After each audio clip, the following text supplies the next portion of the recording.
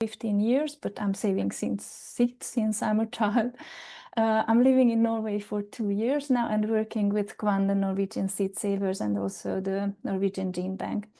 And I have experience with policy and advocacy work working with Archenoa, the Austrian Seed Savers organization, and I was working in the organic sector through plant breeding and organic seeds and agrobiodiversity management in different European organizations.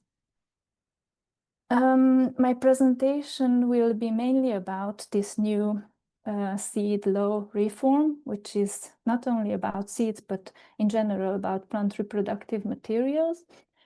But before we jump into that, I would like to talk a bit about the history of this whole seed regulation and also other regulations that are related or they are affecting each other. The EU legislative process in general, and then what can we expect through this lawmaking process and how you can get involved if you are interested to have your say.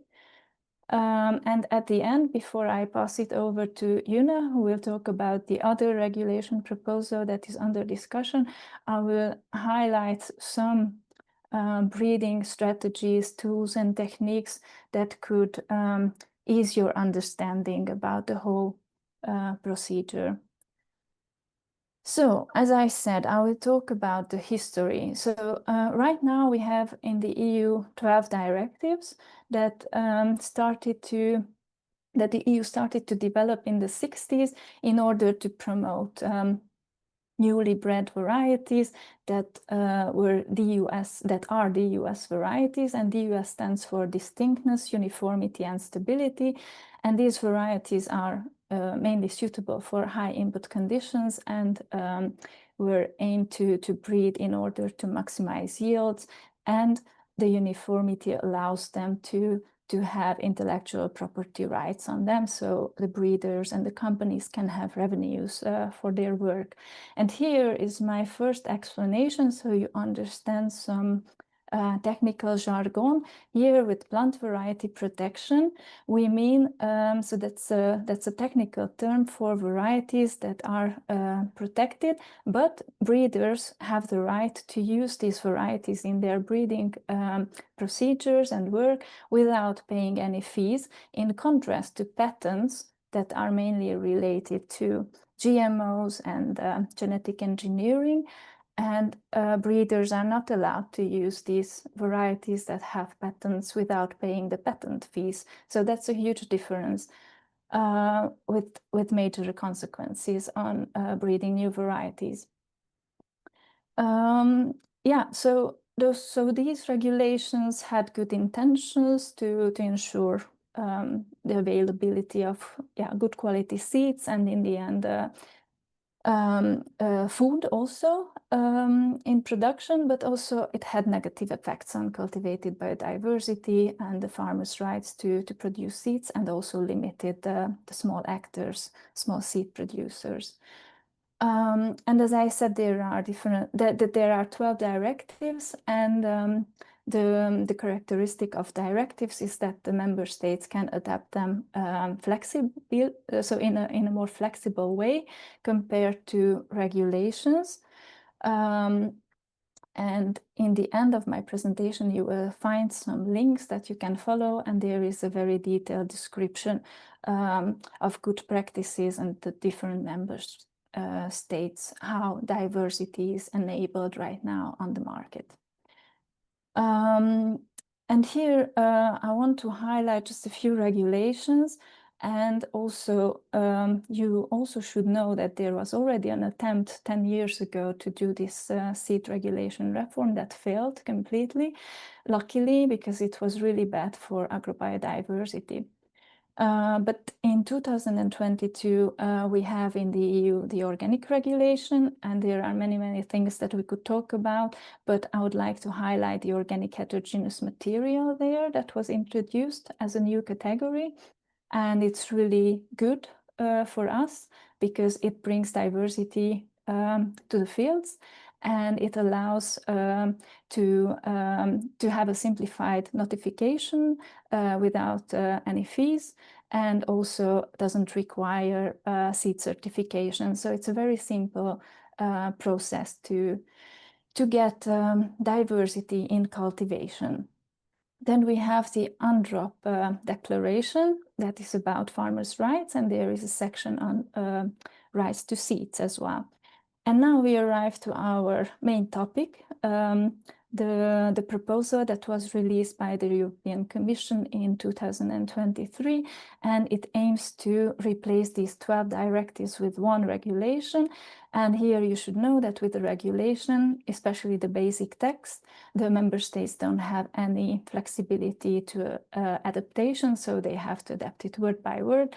There will be some delegated acts that will be drafted later in this procedure, and they will have some flexibility, a bit similar to the directives, but that will be for some limited parts of the whole regulation. And as you can see, at the same time, the Commission was also releasing this regulation proposal on new genomic techniques that June will talk about in the next presentation. And why I'm putting this here, that you see that these different regulations and international laws are interacting with each other or have some kind of effect on each other, but just that you know that this seed regulation is kind of a central part, and it has an effect on the other ones. And now that I'm jumping into more details, you will see how this effect will be manifested. Yeah, but to understand what is going on, you have to know that I said that the European Commission was coming up with a proposal. So that was the first step as the EU decision-making process is unfolding in this way. And we already passed the second step, which was at the European Parliament, that was discussing this proposal and made some amendments and voted a second version. So at the moment we have these two versions of the proposal. And right now, with the Danish presidency, the European Council is discussing also the Commission text and is in the process of making a new version with their amendments. And we are expecting this new version and to finish with the discussions by the end of 2025.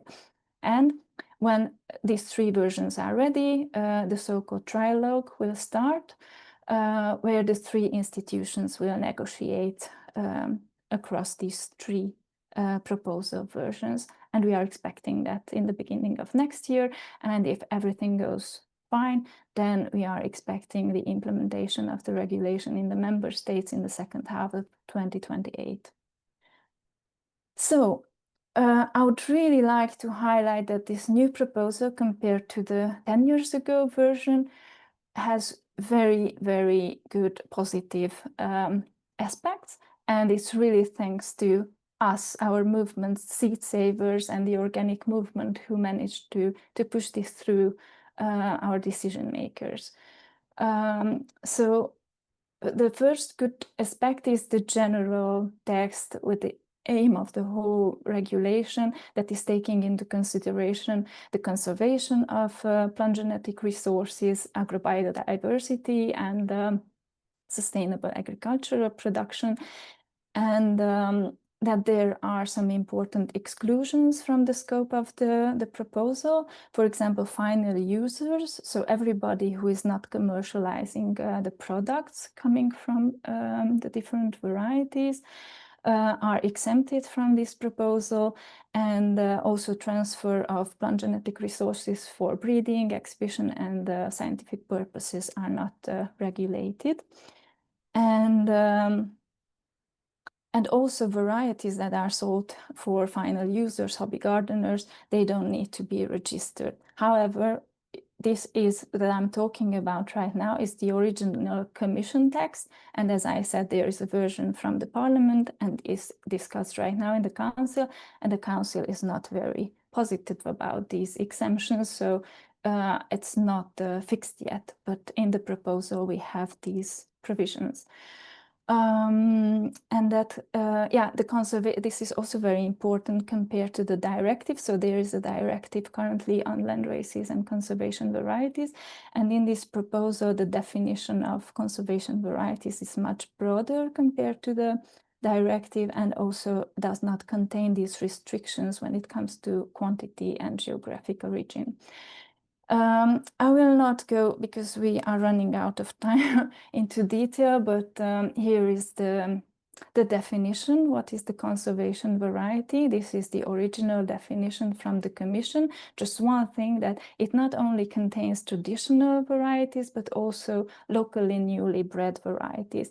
And then the Parliament version came up with a slightly better version, and the Commission is discussing it, and it's going into the bad direction, but it's kind of general with every article in this proposal, that the Parliament has a slightly better version and the Council has a slightly worse version than the Commission.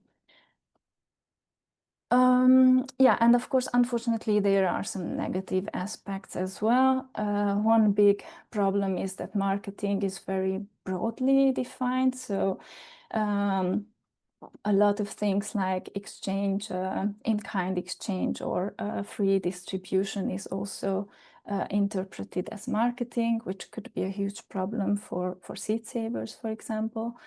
And also the interpretation of professional operators, as you can see, is very broad. So farmers who are producing seeds for themselves are considered professional operators, gene banks and seed savers organizations.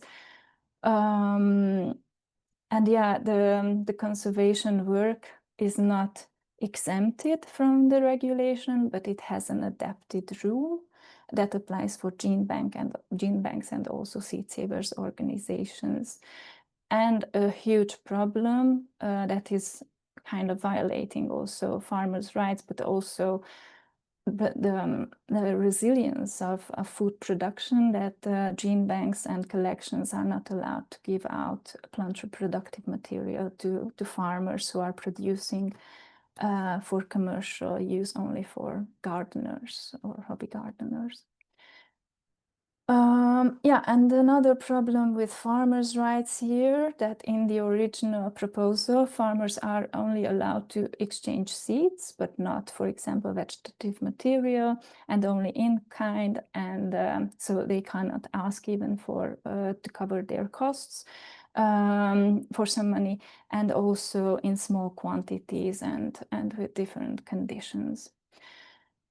And the organic sector could have some problems also, because as I said in the beginning, in the organic regulation, we have this organic heterogeneous material. But if the heterogeneous material is introduced in its regulation, will replace the organic heterogeneous material in the organic regulation.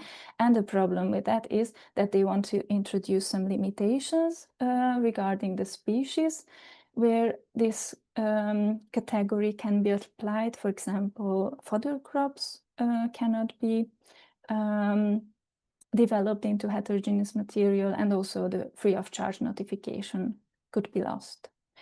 Then we have again a contradictory thing here, that I don't know if the audience is familiar with the VCU tests. That's stands for value for cultivation and use, and so far is only used for arable crops, and they want to introduce this kind of sustainability check that is value for sustainable cultivation and use, and for all crop species, so also for vegetables and fruits. And that poses a lot of problems, because it likely not will be strictly about sustainability, but more like a greenwashing exercise. And also it's a big problem for organic breeders, that if these new breeding techniques and also cell fusion and other intrusive techniques and intellectual property rights when it comes to patents are not indicated, it's difficult for the breeders, organic breeders, to work with different breeding material. Yeah, and as I said, the parliament has a slightly better version for everything, so the exemptions are much broader.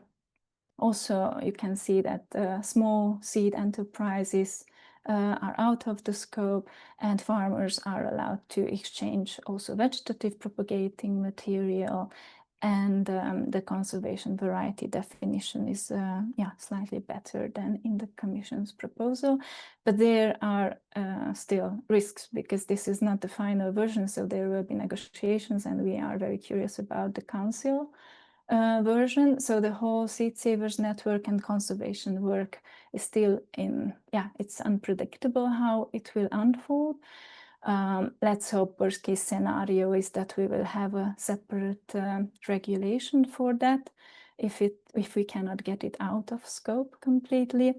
There is a huge problem with the current amateur varieties. They also have a directive, just as the old fruit tree varieties, or commonly known fruit tree varieties.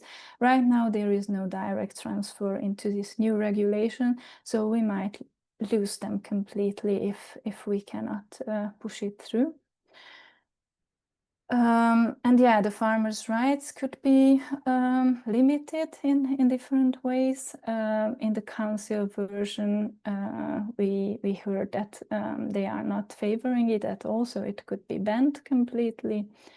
And yeah, as I talked about, this gene bank and seed savers networks sample distribution to farmers could be also limited or not allowed at all.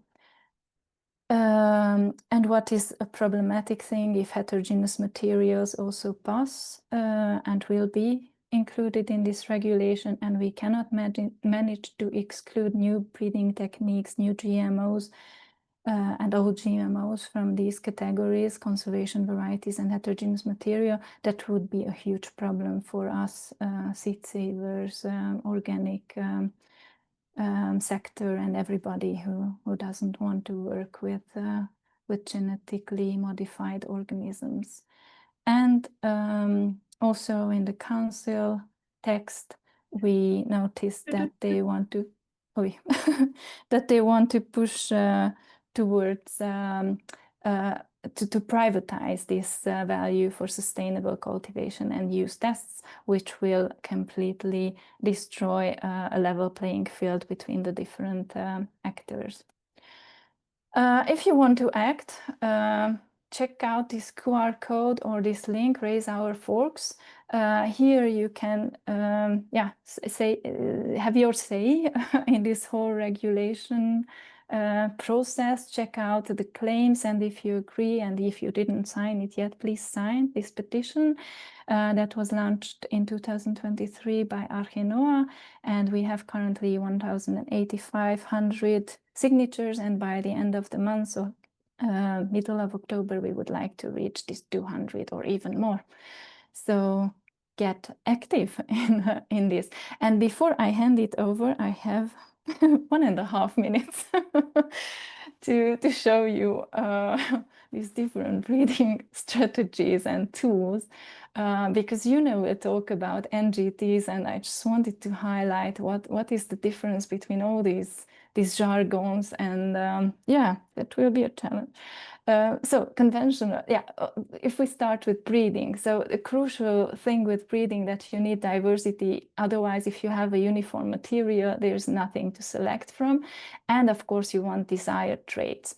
And conventional breeding is nothing else but using usually traditional varieties, new varieties, so everything that's available, and crossing, select, and in the end get the US variety, which is uniform usually, and then you can get plant variety protection. But to introduce this diversity, they started to do random mutagenesis with radiation or chemicals to speed up the otherwise spontaneous mutations. So these are non-controllable techniques, and then the breeders were just screening for lucky mutations. Then with GMOs, they had another tool at hand where they could introduce foreign DNA into a plant, and they could make plants resistant to insects, for example, or herbicide. This is done or was done mainly introducing genomic sequences from bacteria through with different methods. But this is again very blunt.